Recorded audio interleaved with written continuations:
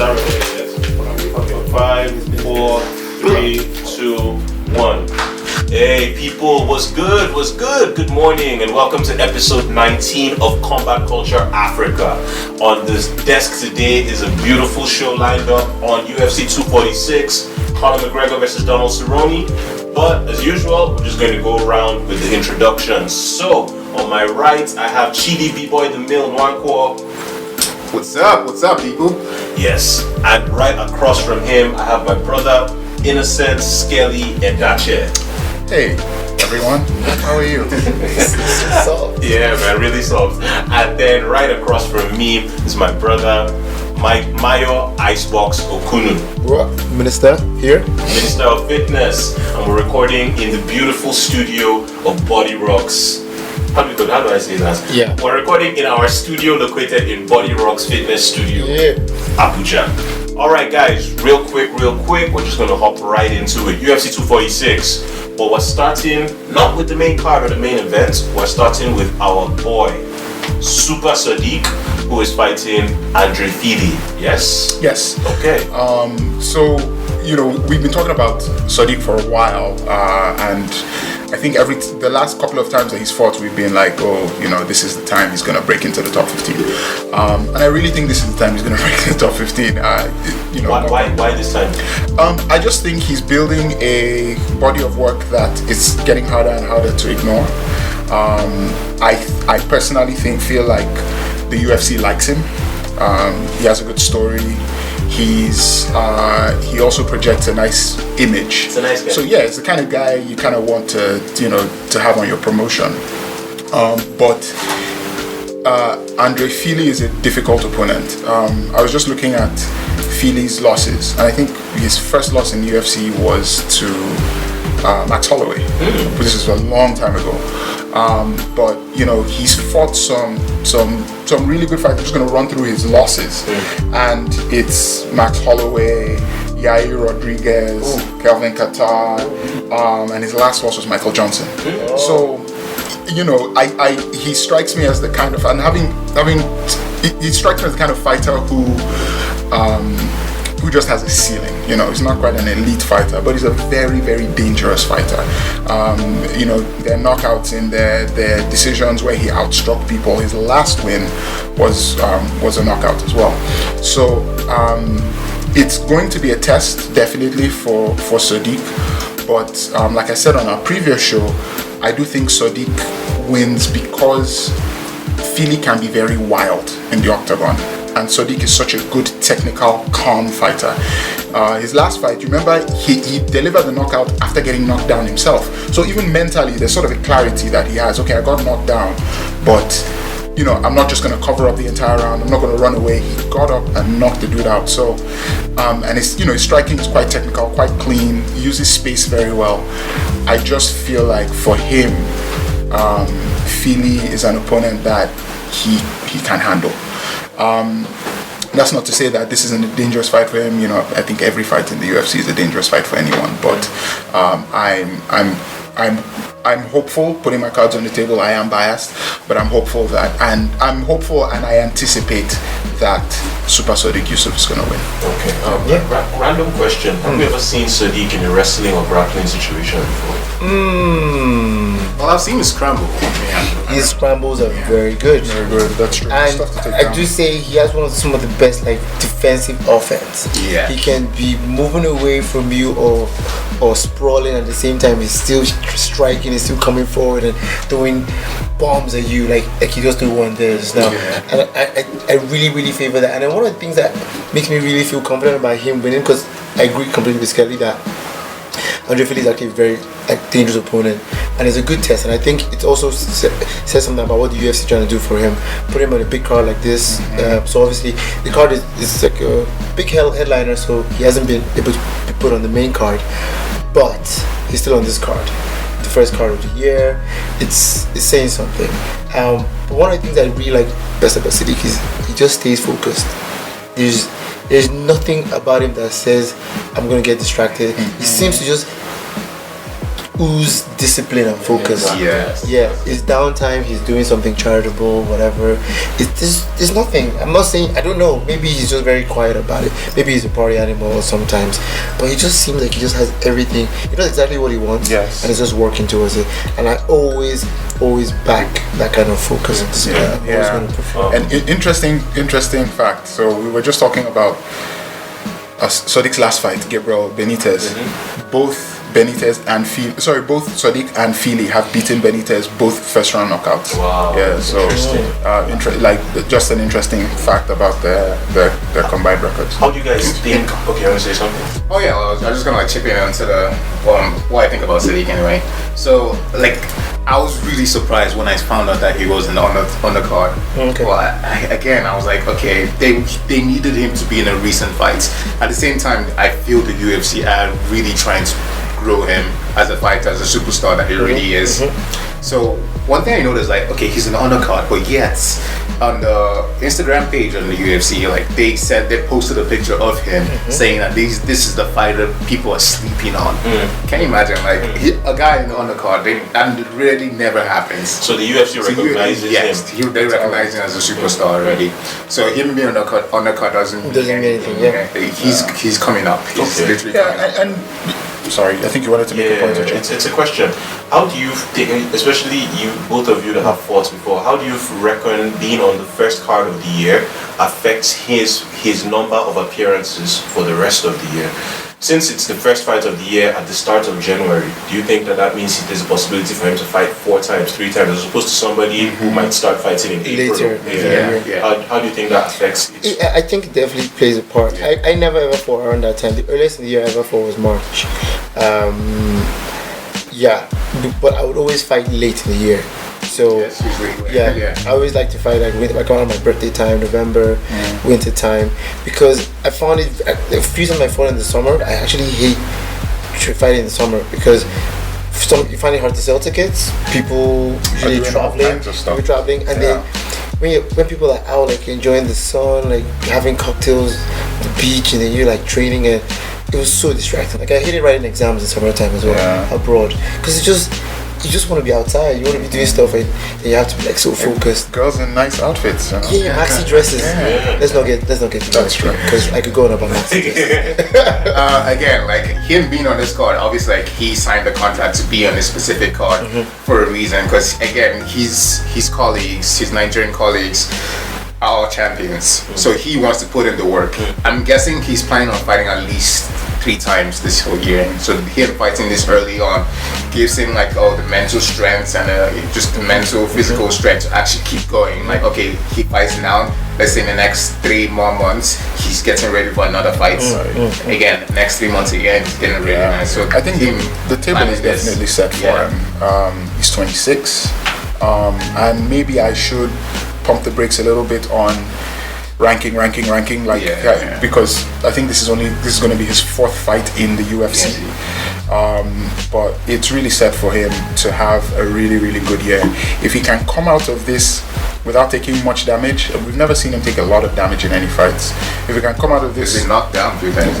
Yeah, true. If he can come out of this, with no big cuts, no concussion, stuff like that, then you're looking at he could be back in the octagon by April, or if he pushes it a little bit, May. So I think it's the year is nicely set up for him if he can get this win, and it won't be an easy one. I want to ask a question though. How do you guys want to dissect this matchup? How do you see the outcome going between these two? Personally, I think it'll stay on the feet almost the entire time. I don't anticipate any of them particularly being eager to go to the ground. I think both these guys trust their striking very much. But like I said, and the thing about Fili is he can hurt you with spectacular stuff. He can. But I actually expect that this will be a decision, and I expect Sodiq to win just because he will be the more technical, productive striker throughout. I expect Fili to have spectacular moments, but I do think that it'll go all 3 rounds and Sodiq will win. I think Sodiq gonna win the 2nd round off a scramble and a strike that seems like it came out from nowhere. So it's maybe like a sprawl, he's gonna get back up and then go boom, and then he's gonna get shook up, and that's what I see. Second round, TKO. I like it. I was going to say the painful thing is before today I couldn't watch any of Andre Fili's fights, so I can't give a reasonable prediction. So I think I'll just sit this one out, guys. Okay, so I feel like he's a brawler. Andre Fili, he's a brawler. So obviously Sodiq is not gonna back out. They're both just gonna brawl straight there in the center, exchange punches. Sodiq is gonna be the more precise puncher. Like he's really good at just hitting his target straight on. But he's not gonna go down. I see them just exchanging strikes back and forth. But the key difference is Sodiq is really good at defending and striking at the same time, and he's really good fighting forward, and the most important thing is fighting backwards as well. He's really good at that.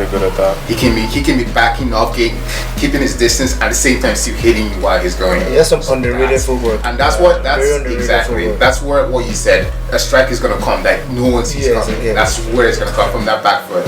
And he executes a game plan well. Yes, he does. It's that discipline that he was talking about earlier as well. Agreed. Okay, all right, guys. I think we've hit that enough. So yeah, fight on everybody's lips right now. That's right. You want to do that again?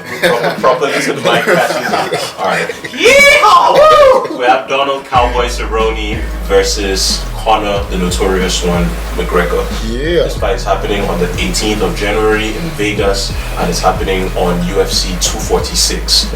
A lot of speculation. That word is very intentional because not a lot. Yeah. Well, I don't think. Me personally, I don't think there's disrespect being thrown out. That's just my personal opinion. But at the same time, speculation because neither fighter has done a lot of press in the build-up to this fight. Everything has been very hush. All we've heard are words from the coaches. A few appearances by Conor McGregor this week, and also an interview with Conor McGregor and Dominic Cruz, which is meant to drop this week as well. So yeah, that should be something to look forward to. The UFC will start dropping embedded on Monday, which means that we have a lot more insight into what their training camps are like, what their mindsets, how they look, weigh-ins. The weigh-ins will give us it will be a very telling time as well, because both men don't need to cut weight, so we'll see what they have a clearer picture of what they look like on fight night. But yeah, guys, Donald Cerrone, Cowboy, and Conor McGregor, what do you guys think? I'm going to ask a question that seems to be offbeat right now. Right. Has anybody seen Cowboy recently? Does anybody know if he's coming in with a beard? Because I just really want them to both come in looking like Vikings. I hate it when Cowboy has the whole shaven head. Cowboy's not Viking though, he's a cowboy. But I like when he has the beard. It looks so much more badass. Like ever since he became a dad, he started coming with that beard. Like yes, and Conor's beard looking crazy right now. You know, I know, like I said, it's offbeat, but I just wanted to both come in looking like animals, like apes, and kill themselves. Man, I agree with you. Yeah, bearded men for the win, right? That's right. That's right. Shout out to main man. Shout out to main man. Okay, well, but I have a question with regards to this card. What do you guys think with regards to? Just to put that out there, he does have a beard. Shout out to Cowboy. Yeah. What do you guys think about the promotion of this card? And when I say the promotion, I mean the lack of promotion. The only promotions that have come up have been from the UFC. Just a little teasers and trailers here. 3, if I recall correctly. Honestly, for my opinion, like this card literally does not need any promotion. It sells itself on its own. It's Conor. And for me, gonna come out. I don't mind the subtlety. Yes. Just keep sending reminders and stuff. Keep showing us Cowboys fights. Remind us how good he is. Keep showing us Conor's fight. Remind us of how good he was. And then just let us do the rest in our minds. I completely agree with you. I don't mind the subtlety. Yeah, it's not every time we not throw it in the every face. time. Exactly. Not every time. This is the greatest thing that has ever happened. And part of it too is we were talking before about the best-selling pay-per-views ever. Conor McGregor sells fights. Like, you don't need to suffer yourself. We've been surviving on YouTube videos and Bellator since December 21st. Fans are hungry. Fans are going to show. There's no the arena sold out in minutes. That is actual tickets in Vegas sold out in minutes. You don't need to, guys, sit this one out. And another thing, sorry to jump in there, go ahead. is that I like that it's a new year, it's a new decade. I don't want to see any more videos of Conor throwing dollies at the bus, punching old men. Exactly. I'm just happy that we're let's go past that. Yeah. Let's get back to the fighting, to what it's about. To him, I don't want to say it like that. Let's just go back to the purity of it. I think it's a smart move. I think it's a necessary move. I think we need to just get after that and just move forward. And to that point, I fully expect that when we start getting sort of the long form, in-depth promotional stuff, the UFC is going to downplay that dolly throw-in phase of Conor. The focus will be, and in my opinion, should be on where Conor is now. Like, Phoenix. Exactly. This is our biggest star. We're going to paint him in the best light possible, and that's the approach that I believe that they will take. Leave all that crap behind. Let's not come into 2020. And speaking of where Conor is now, I can't get enough of Conor in front of a camera. Like, I feel it. This morning, I wasn't gonna work out, but I watched that Ariel Helwani clips, and I was just like, man, this guy is just exuding eagerness and happiness. And when I came in today and I said I'm in a really good mood today, a big part of it was just that was one of the first things I saw this morning, and I'm excited for the guy. I'm happy for him. It's two fighters I love, but it's great to see Conor back. Okay, so do you guys have any? Do you guys think that parts of Donald's game plan will involve taking Conor to the ground? Ooh, not really. Yeah, I think if it does, it's a panic. Yeah, panic. Okay. So that's not part. That's not his game plan at all. I don't see him like, okay, I'm gonna grapple. The thing is, Conor's defense is actually good. It's good. Takedown People defense forget. is actually phenomenal. And he trains with Dylan Dennis. Dylan Dennis is a submission. Like, if let's say Conor is not great at pulling submissions off, he's definitely good at getting away from them. And when they catch him with it, because it's gas out of his mind. But remember that when he got away from Chad Mendes' the rotation. The alpha male guys rip heads off. Like, there's no, they don't chill. They grab you and they try to get over your head up. And then he got out of that thing. I was like, to me, it looked like he dislocated his neck. It was terrible. And then put it back again. His neck at one point, his neck and his body were in opposite directions. It was horrible. So Conor will do what it needs as long as he's still in good steam. So I'm just excited for a good fight. I think this is good. Any thoughts to what their game plans will be? Well, Cowboy will just do what he always does. Try to get hit to be fair. That's how I see it. Trying to mix up combinations, finish with a head kick. That's just what he's going in this fight with. But the thing is, how I see it is that Cowboy is going into this fight with really low confidence. That's from what I'm seeing. You think so? Yeah, that's what I'm saying. I noticed it with the with Al Kukui fight. Okay, Tony Ferguson. Yeah, I noticed that as well. He came into that fight with very low confidence. It was interesting to see that. Like, Cowboy's he's a really cheerful guy. Like, he's just really happy. He loves what he does. But when he came to that fight, I could kind of like smell it off him. Did Tony antagonize him? No, because there was mad respect. He tends not to mad respect because he does better. They couldn't stop shaking hands. Yeah, they say he does better when he's not antagonized. When he's not antagonized. But you know that kind of fight, like this guy is actually better than you. He's a better martial artist than you. So, like, that's how you just come to that fight. You can literally see. Like when you're facing an opponent, right? You can actually smell the fear. You can see the fear from the person. That kind of decides, okay, how I'm going to approach. You feel like the kind of guy that like leans back and wait for the counter. That's not when you do that. When you smell the fear, you attack. That's just it. I know a lot of the focus in the build up to this has been on Conor's return. But one of the things that I was just thinking about is Cowboy must be super motivated for this, because to me, Cowboy has never been a champion. He's never been a champion. I don't think, he's 36 now. I just don't think. Has he ever had a title shot, by the way? I don't know. Probably. I think he hasn't. Maybe, and it might have been for an interim, but I'll check. Interesting. I don't think he's ever had a title. Which is kind of weird. But here's the thing. It's Cowboy. Matt Brown's head off the floor. I nearly dropped the bomb. But my the thing that I mean is for him, the motivation in this fight. people will talk forever. If Cowboy should pull this off, people will talk forever about. Remember when the UFC wanted to start 2020 off, and there were all these permutations, and we're thinking, who's Cowboy gonna fight? Sorry, who's Conor gonna fight next? Is it gonna be Jorge Masvidal? Is he gonna set up something with GSP down the line? Is it gonna be a rematch with Khabib? We're thinking about all these things, and then Cowboy just came and scattered everything.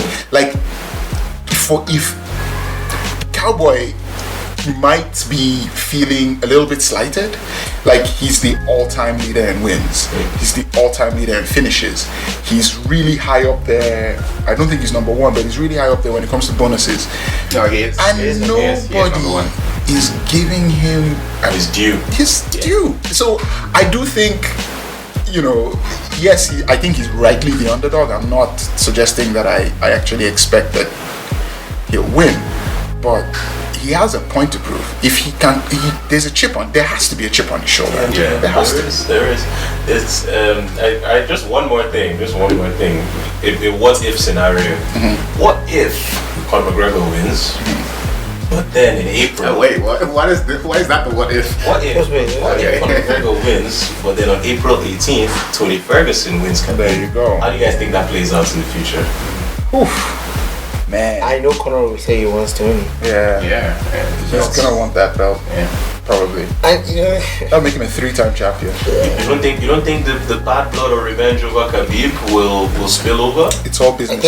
I think it's all business. He'll still say of course, like at one point. But like it stops being imminent. You know what's gonna happen? What you just said, right? If Tony was to win, he want that title back. And after he gets the title back, he'll feel confident enough for Khabib to step up. He's not gonna go straight to Khabib. It's a smart move, and there's smart people around him. Yeah, that's true. Alright then, guys, I think that's good enough. Yeah. We just have one more thing to talk about. I was actually gonna say, you guys wanna break down the fights? Yeah, predictions. Yeah, let's do predictions. Scalebs, how are you? Conor McGregor, second round knockout. Maya. Conor McGregor, first round knockout. Conor McGregor, third round TKO. Conor McGregor,